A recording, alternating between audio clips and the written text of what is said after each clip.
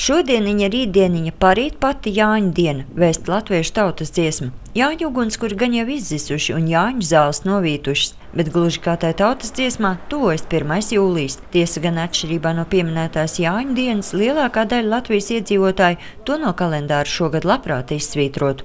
Jau parīt darbu sāks jaunās novada domes un sāksies dzīve piespiedu laulībā novados. Dobels novadā apvienosies 9 pagasti un Dobels pilsēta. Jaunajā domē gan pārstāvēti būs vairs tikai daži līdzšinējie pagasti. Tas saraksts bija tāds izmētāts, ja? Ja viņš būtu tāds kompakts saraksts, kad būtu, teiksim, no Bīkstiem vai no Anneņaku pagasta vienā sarakstā būtu, teiksim, mūsu tādi pazīstami cilvēki, par kuriem mēs varētu balsot, ja? Jo saraksti bija daudz, ja? Un, teiksim, to, ko gribētu vēlēt, ja? Viņš bija vienā sarakstā, atkal citā sarakstā, tā tīri, man liekas, ka nenopietni, es tā uzskatu, tas viss noticis.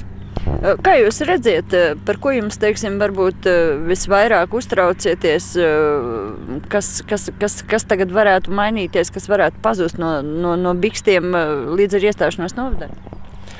Es domāju, ka, ja viss tas pagasta padomītis varēs palikt un eksistēt, ja, teiksim, lai mums nebūtu jābrauc uz vienu novadu, teiksim, vienā vietā, ja, man varbūt, ka nebūtu problēmas, ja, bet tiem pašiem pensionāriem, ja, vai arī, teiksim, tā medicīniskā aprūpe, ja, kad viņam jātiek ir kaut kur, ja viņš varētu tepatās aizbraukt uz Kaķeniekiem, uz to ambulanci, ja, bet ja viņam tagad būs jābrauc uz Dobeli, uz slimnīcu kaut kur, ja, tas būs baigais apgrūtinājums, ja, un, teiksim, izmaksas, jo pensijas jau tagad visi nogrieztas, ja, viņam būs grūti, tiešām būs grūti.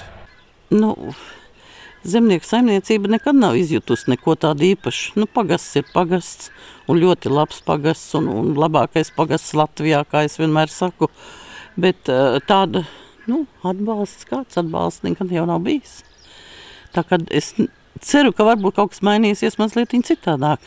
Pašlaik es meklēju arī cilvēkus darbām saimniecībā un piezvanot uz reģionālo pārvaldi, tas ir darbā iekārtošanos, es uzreiz saņēmu palīdzību un atbalstu un domu par to, kā varētu arī saimniecībai palīdzēt šī jautājumā.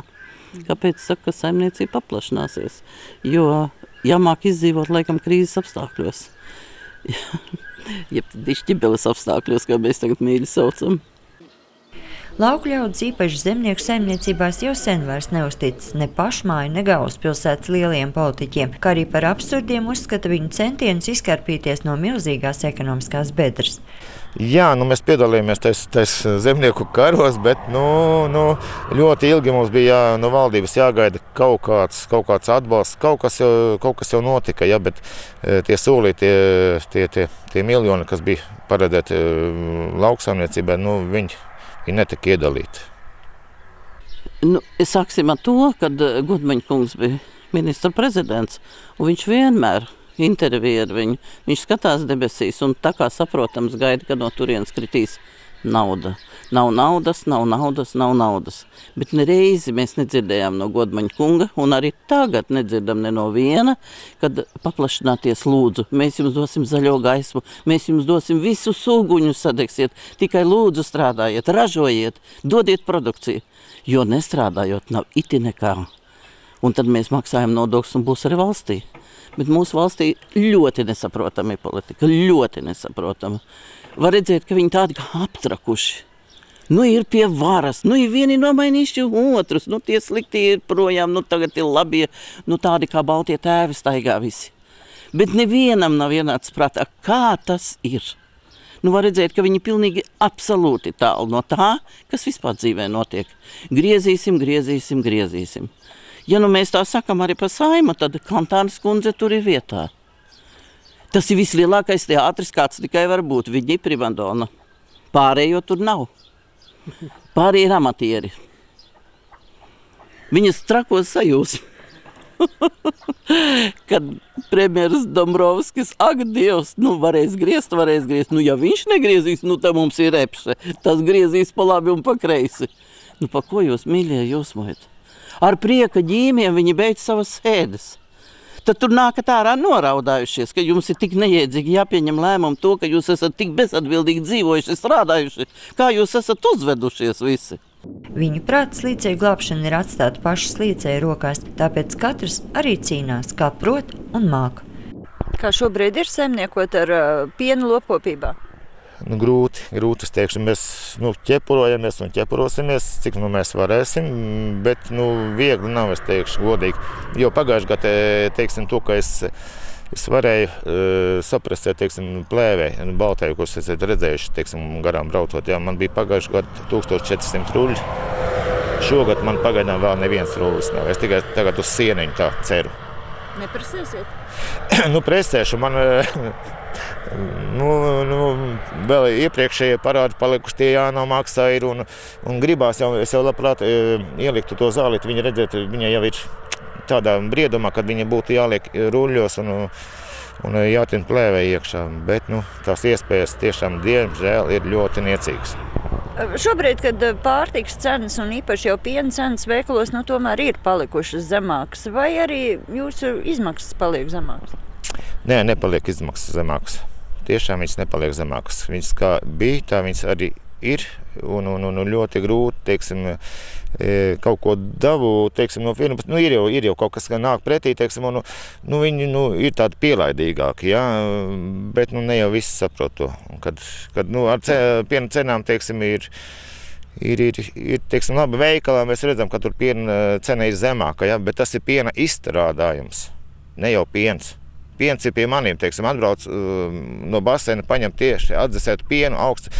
Mēs nododam ekstra klases pienu. Un saņemiet? Kā lūdzu? Un saņemiet par ekstra klases? Toši pašus 12 centīmus, neko vairāk. Vai tas šobrīd ir rentabli? Protams, ka viņš nav rentabli. Nav, bet mēs cīnāmies. Mēs cīnīsimies, cik mēs varēsim cīnīties. Savukārt bioloģiskajā zemnieku saimniecībā Laugaļi kuplo mājputnu pulku turpmāk papildinās arī pasta baloži. Jūs jau ziniet, ka pensijas tagad jāsaņem ir valsts iestādēs. Pašām viss jāorganizē. Es varbūt mēģināšu noorganizēt ar pasta baložiem, lai nes man šurp. To es smējos. Pasta baloži, kaut kas jauns jāizdomā. Kaut kas jauns, vienkārši mums radoši jādomā pašiem. Slīcēji glābt tikai paša rokas. Būtu jau labi, ka valsts vēl netraucētu, bet diemžēl. Jo tu vairāk strādās, jo no tevis vairāk ņems. Un reizēm ir tāda sajūta, ka jūs vēl mēģināt izdzīvot. Tad mēs vēl kaut ko padomāsim. Kā var runāt nepārtraukti, jāsamazina valsts aparāts, jāsamazina tas. Kā mums vajag 100, neteiksim taču, ka tās gudrās galvas ir, ampelmeņi. Tā ir 50, pietiks. Un tiem pašiem minimālo algu 300 lati. Izdzīvos, nenomirs viņu.